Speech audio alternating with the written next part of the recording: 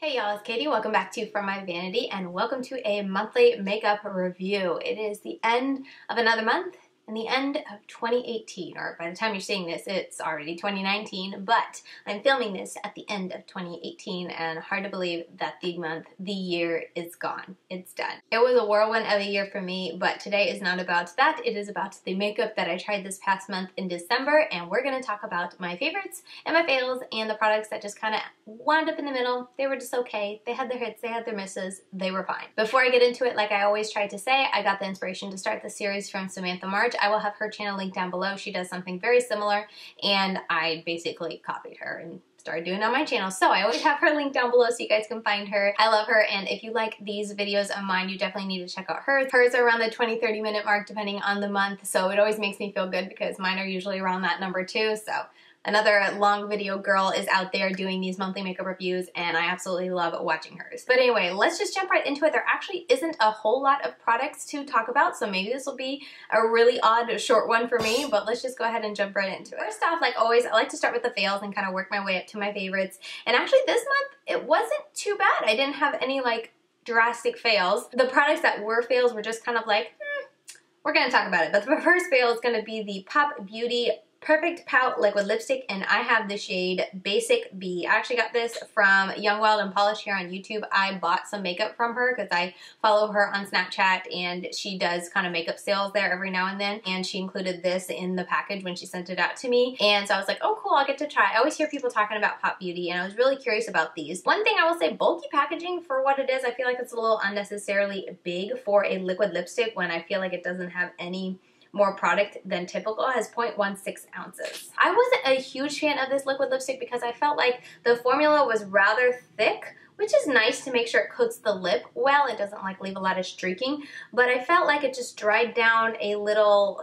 thick and very drying. Like when I put it on, it's the type of liquid lipstick that dries down completely and doesn't transfer, but it's one you always know you have on your lips throughout the day because you just feel like your lips are just like there's no moisture in your lips. It lasts okay. The wear down gives you that kind of ring around your inner lip, which I don't really care for, especially since it's so stark with this. I wore this maybe 3 times this past month, and each time, especially after that first one, I just kind of had to make myself wear it and make myself keep it on all day. It wasn't something I really enjoyed, you know, wearing around the house just because it felt so dry. It made you want to go put on a chapstick. So yeah, it stayed on pretty well as long as you weren't eating, but it just wasn't pleasant to wear, and that's why it's in my fail category. Another product in my fail, and I mean, I almost feel like I should put this in okay. So I'll explain it to you guys and you guys can determine. I feel like, I don't know. For me, it was a fail because, let me just tell you what it is. Oh my gosh. It's the YBF Liquid Star Shadow, and I have the shade Stellar Siennas. It's a really beautiful color, and see, it's so pigmented. It's really like so easy, one and done. When I would use this and just kind of put it on my eyes, I would kind of scrape off the side and then I would just paint it basically on my eye. It was very full and opaque with one coat. I didn't have to go back over it in any spot more than once. I just kind of applied it, boom, one and done. I was done. I kept my eyes looking down until it dried, and it dried fairly quickly. But the thing, and the reason I kind of put it in the fail category, was because it wasn't pleasant to wear, because once it dries, it's stiff. So it's all fine and dandy when it's on your arm like this, and when it dries, like, okay, cool, it dries, it's not going to transfer. When it's on your eyelid and it finally dries and you go to open it, it almost feels like there's resistance on your eyes because it's stiff. And after a little while, like blinking and stuff like that, it's not as bad. You still notice it. I still felt it. It just made my eyes feel a little heavy because it was so stiff and, you know, dried so kind of heavy or just thick. As I'm opening and shutting my eyes, all, you know, the movement is just making cracks in the formula, and so it didn't really look that pretty in my eyes. It just looks very textured because there were so many little cracks and crevices in this formula from opening and shutting my eyes. So those are the 2 reasons I put this in my fail category. It dries nice, it looks beautiful on the skin, and it almost feels like it's not heavy at all, which I think is beautiful. I love it, but on my eyes it was a bit heavier, and I really don't even know why. So I don't know. I really wanted to like this. I will definitely keep it and continue using it. Yeah, like I said, it was a fail because it didn't live up to my expectations, but it wasn't a total dud because I still did enjoy it. It just wasn't as good as I expected. So, okay, moving into the okay category now that I kind of already introed the okay category, but whatever. I have the Rimmel Stay Matte Liquid Lipsticks. I actually reviewed this shade in Rose and Shine on my channel already. I can leave it linked down below. I remember giving a very positive review, and it's one that I have reached back into my collection and worn on occasion. So then Rimmel sent me some other shades from their line, and I put this in my everyday makeup drawer expecting to love it. And I tried this one in, what is it called, Strapless, and it was a little bit streakier and thinner and more drying than I remembered. So I pulled everything back into my everyday makeup drawer this past month. I will go ahead and say right now, I never wore this shade in the color Blue Iris all day, like on as a wear test, but I did apply it, and I don't recommend it. It is way too streaky. You need to have some kind of lip liner and completely fill in your lips because this is so streaky. If you're trying to just fill your lips in with this, it's a hot mess express. I did not enjoy that. But I did try all three colors throughout the day, several times throughout this past month, and I can say that I still really do like the Rose and Shine, and it is my favorite from all of these. Now, that's not saying that this is bad, but I do think that there is some kind of inconsistency in the formula because this Strapless shade is very drying, or not very drying, but it's a lot more drying in comparison to this one. The red wears more similarly to the Rose and Shine, so I felt like these two were much more kind of like the same speed, the same kind of formula, the same kind of wear time, the same kind of feel on the lips. It was just this shade, so maybe it's something to do with the nude aspect of it, wearing it throughout the day. I mean, it is nice because it's such a nude lip. For my lips, it was like kind of your lips but better. So it was a good lipstick I could put on, and then as it wore out off throughout the day, you almost couldn't see it because it was my lip color. So I like that aspect of it, but I definitely felt like it just wore off a bit faster and it felt a lot drier than specifically the Rose and Shine. Overall, I think this line is very nice. That's why it's in the okay category. If you want a color recommendation from me, I think the Rose and Shine is a fantastic one and you'll be really happy with it. I feel like this is a very hit and miss line because I've had kind of different experiences with the different liquid lipsticks that I wear, so it was very tricky to review, but overall I can tell you if you want to try this line, try the Rose and Shine because that is one I really do like and I really do wear, and it's a beautiful color to boot, but definitely a hit or miss line. Next up, I have the Avon True Color Love at First Lash Mascara. I was sent this in PR. This is a very nice mascara. If you're someone who doesn't like a whole lot of drama in your lashes, I think this is a good one and done mascara. For me, I like to use this as my first step because it really did a nice job at separating all my lashes and I enjoyed it for that, and then I would follow up with the Cosmetic Superhero to really give that definition. So I liked it for separating. I liked it to just kind of coat my lashes. A couple days I did wear this just by itself, probably about 3 layers when all was said and done of this mascara, and I thought it was very nice. It wasn't as defined and it wasn't as long for my lashes as I typically like them to be, but it was very nice. So if you're someone who buys from Avon and you're wanting to try a mascara, I was happy with this. I didn't notice any smudging. I did see some flaking when I wore falsies on top of this mascara, but that was it. So overall, this was just, it was okay. It wasn't anything that blew my socks off. It wasn't something that I would prefer to wear just this mascara, but it pairs well with my favorite mascaras, my mascaras I like to use for definition, so I did like it for that, but overall it was an okay mascara. Next up is the Rimmel Stay Matte Mattifying Loose Powder. I've been trying this out for I think 2 months now, and while I think it's a really nice powder, it is extremely fine and you don't get a whole lot in here. This is 0.35 fluid ounce of product in here, and as you can see, as I said, I've been using it not religiously for 2 months, and I don't have a whole lot in there. There you go. As you can see, it just doesn't come with a lot, and I think not even because it doesn't come with a lot. I think you just use a lot no matter how careful you are because it's such a fine powder. Like, I think you'll be able to see just me opening this and trying to take out the puff and use it. Oh, maybe you won't see, but as I am moving stuff around, there is just powder everywhere, and when you're trying to, maybe you saw that. When you're trying to, put it away and, screw it on and stuff, I just feel like you get powder everywhere. So I think that's why you use so much of it. It honestly reminds me of those HD powders, but I don't think this is an HD powder. It doesn't, it doesn't behave like those HD powders, but it's just so fine like an HD powder. I think this does a good job. It sets my face really nicely. It's very nice on my under eyes. I think it sets it very well. It's very light. It makes your face feel very soft.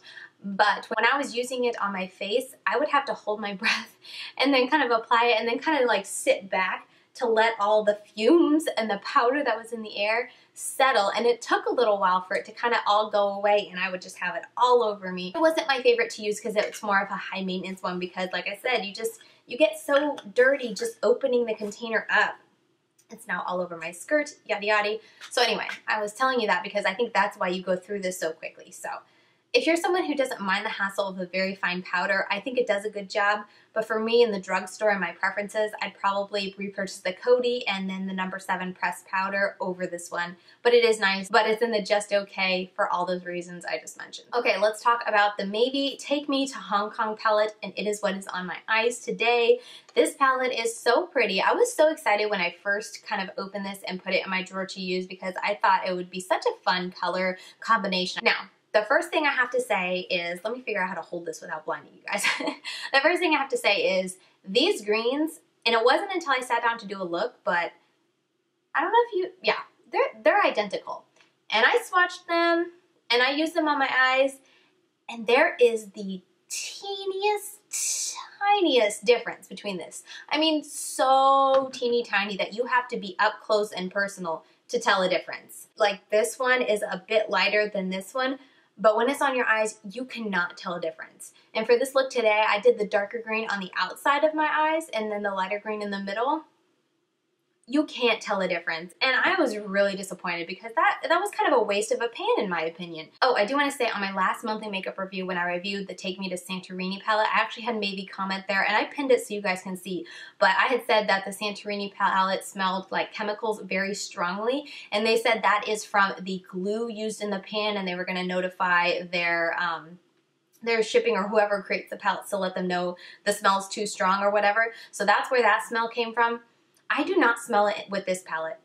If I get super duper close, yeah, I can smell a hint of it, but it's something that as I use it, you do not smell it, unlike with the Santorini palette. So that's just something to throw out there. It is from the glue. It's not in the actual eyeshadows, and it's not with every eyeshadow because this one really doesn't smell like it unless you get your nose like right into the pan and give it a good whiff. So just want to throw that out there. And then also I was incorrect for the free shipping. I forget the threshold. I'll go ahead and put it here on the screen. But what I said in my monthly makeup review video was inaccurate. So I do want to make sure I put the actual and accurate information out there. So I didn't want to come on here and correct myself when I did review this. But moving on from there and getting back to this eyeshadow palette, the purple was a big disappointment for me because when I tried to use this in my outer corner, packing it on, I had a lot of issues with patchiness. Now today I used it in my crease along with this shade kind of blended out, and I didn't really have any issues with skipping any kind of patching or grabbing in any odd areas. So it seems to work fine as a crease, very lightly blended out. But when I tried to use it for a look where I actually packed it on my outer edge and used it as my most intense color in my outer corner, that I had a good bit of trouble trying to get it to stick to this one spot. I do think it's just because it is purple. Purples aren't, from what I understand and from my experience with purple shadows, especially matte, purples are not easy to formulate, so I'm pretty sure that is what it is because all the other shadows in this palette perform and blend beautifully, have really nice pigmentation to it. Their shimmer formula is gorgeous. I mean, let me try to find a finger that's not dirty. Look at that yellow. It is so pretty, and as you saw, those greens, they're very nice. They're very pigmented, and I have all these colors, the greens and the gold on my eyes today. I was very happy with the majority of the palettes quality-wise, but it is in my okay category mainly for those reasons. The purple being so difficult to work with when wanting to deepen up a look, and then the two greens being pretty much identical. So overall, I do like it. Like, I'm not saying don't get this palette, but I do want you to be aware of those cons in this palette. And for me, those cons kind of brought it down a little bit and didn't make it my absolute favorite from this past month. But it still is a really nice palette. I still really enjoyed using it. And I can say, if you don't mind those cons, I do recommend it. But it's just in my okay category because of those little issues. And because when comparing that to the Santorini, I like the Santorini one so much more. Next up, we're going to talk about the Lancome Starlight Sparkle Shadow Palette. This little baby here, I feel like no one's talking about this, but I saw it on Ulta and I was super intrigued and I just wanted to try it out because I want to say this was like $49, which seemed a good price for a nice full big palette like this from Lancome. I've never tried any of Lancome's bigger palettes, so I was very curious. One little gripe, there's no mirror. And this is Lancome. I just felt like that was really odd. Like, I understand, you know, from a more affordable brand, a more startup company, I can understand that. Juvia's Place, that sort of thing, but this is Lancome. And they couldn't put a mirror in their palette. I just had to throw that out there. But just talking about the shadows, the mattes in here blew me away. I could not believe how gorgeous they were. This one specifically, like, look how pigmented. It was gorgeous. They were so easy to blend. I was very impressed with the mattes in this palette. That is definitely for me where this palette shines the best. And honestly, if this was full of more mattes and a couple of the problem shadows taken away, I probably would have put this in a favorite for this month because the mattes blend so beautifully. The reason I put it in the okay is because there are about 3 shadows in here that I do not like, and they're the sparkly shadows, which I feel like is the star of this palette, and it's these 2 colors specifically, Galactic Sapphire and Midnight Stone.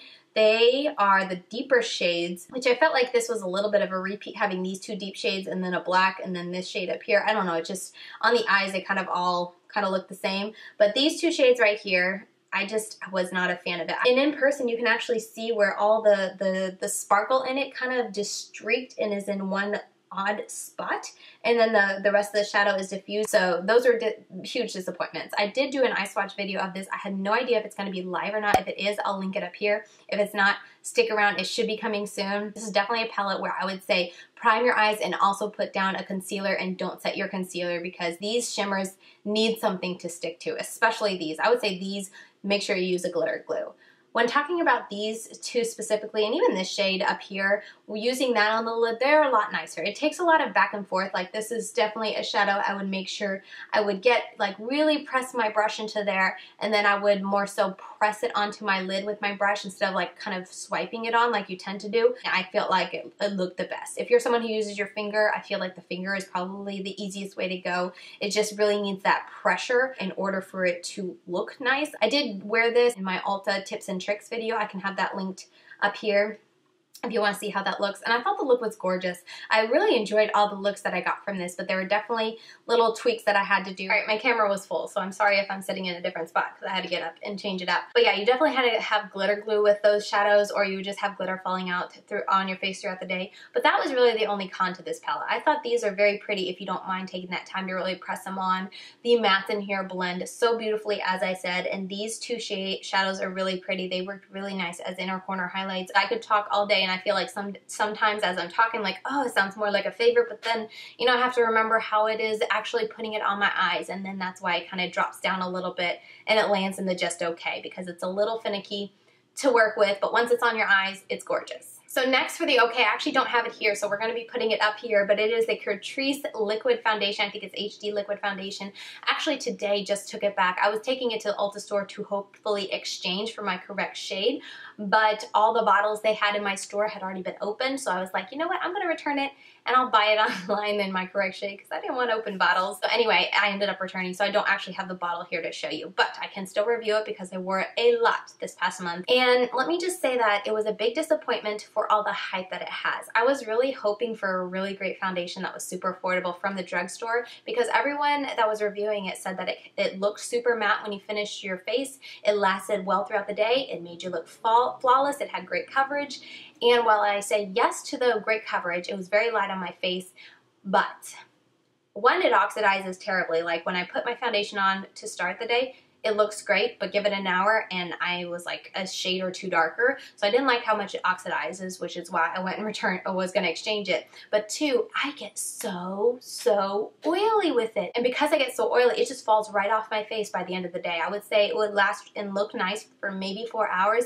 But after like between the 4 and 6 is when like the magic just dies and it just starts looking so oily, so greasy. I would look so greasy, and if I touched my face, it would just slide off so badly. Did not like that. I kept trying it and I was just like, man, I'm gonna put this in the fail. It is terrible.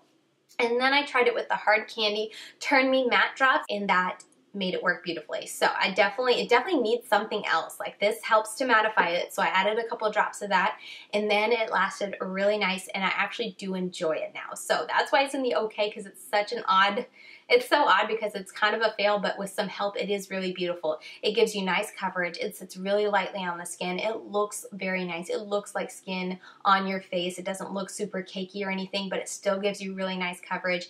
And with some assistance, it can last nearly all day. By the end of the day, I'm still getting a little oily, but it doesn't break down like it was doing before. I could not believe how badly it was breaking down before. And while it kind of annoys me that I have to use it with something in order to make it work, I do like how nice it does wear with some help. A little bit of a weird review, but that is why I put it in my okay category. Alright, segueing into favorites. I definitely had, out of all the categories, the most favorites this month. Let's talk about the Profusion Highlight and Contour 6 Shade Highlight and Contour Palette.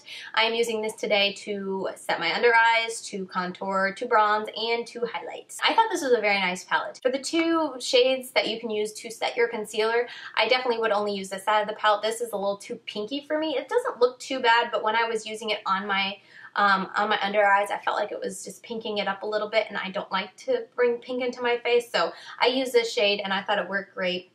The only thing with this is that it feels heavy. Like after I set my face, and I would say maybe 2 hours, 1 to 2 hours afterwards, I could feel it on my under eyes. It just felt thicker and felt like it just was heavier on my face. Usually when I set my eyes and leave, I really don't feel it, and even now, like, if I think about it, I can feel it. So it's definitely a heavier powder, and it definitely doesn't help like keep creasing away. Right now it doesn't look bad. I just looked. I've been wearing my makeup for probably 4 or 5 hours, and I don't see any creasing yet, but by the end of the day I will see some settling into my fine lines. Maybe not creases, but definitely some settling. So they're not the best powders out there, but if you're going on a trip and you want to take something that you're not going to worry about maybe it busting, maybe getting lost, whatnot, this is super affordable, and I could use it for a week and I'd be fine. It's just not my preference.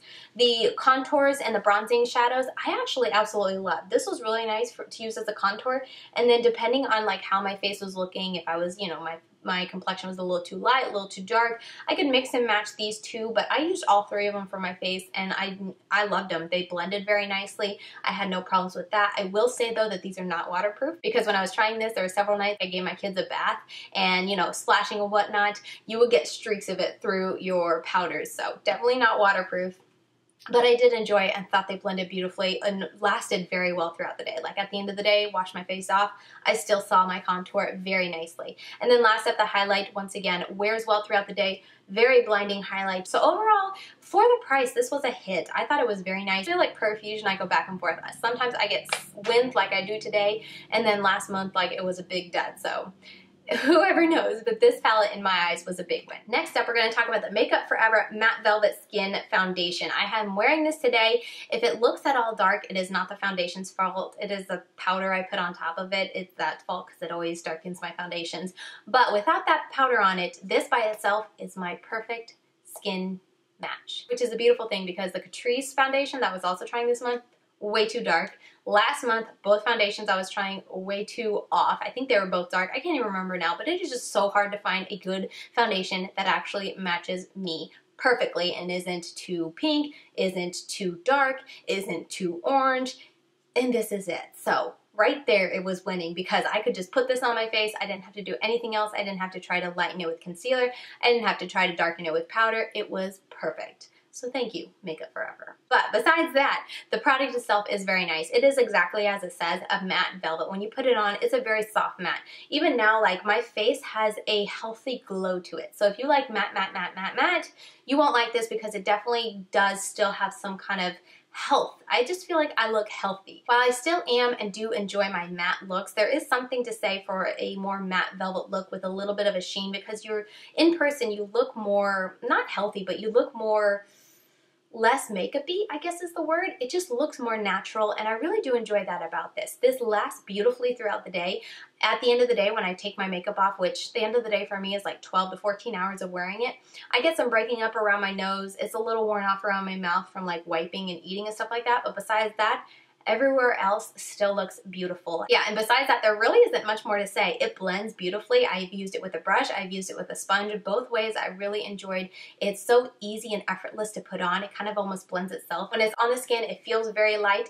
Honestly, when I wear this, I forget I have makeup on. I remember there was a couple times I went to kind of like rub my face thinking I didn't have any kind of makeup on that day, and I was like, oh wait, I have a full face on, Katie, but you don't feel it, and that is gorgeous. So overall, this really just blew my socks off. I kind of expected to love it because I really do like their HD foundation, but I was just wanting something a little more matte. So this really brings it, gives me a little extra coverage than their HD foundation, and this is gorgeous. And I know I'm coming up and gonna have to switch out and do a shop my stash and switch out my makeup, but I think I'm gonna hold this for another month because I enjoyed it so much. I did want to mention the Hard Candy Glamaflage Mix-In Drops in the Turn Me Matte. I mentioned that I use this with Catrice, and this was a lifesaver, and I've had it in my everyday makeup drawer for the couple months, I want to say, ever since I first got it in September, and I've been trying to use it, but I haven't really needed it, or I would use it and I couldn't really tell a difference until the Catrice foundation, and this was a lifesaver. I can tell such a difference. Like I've already said,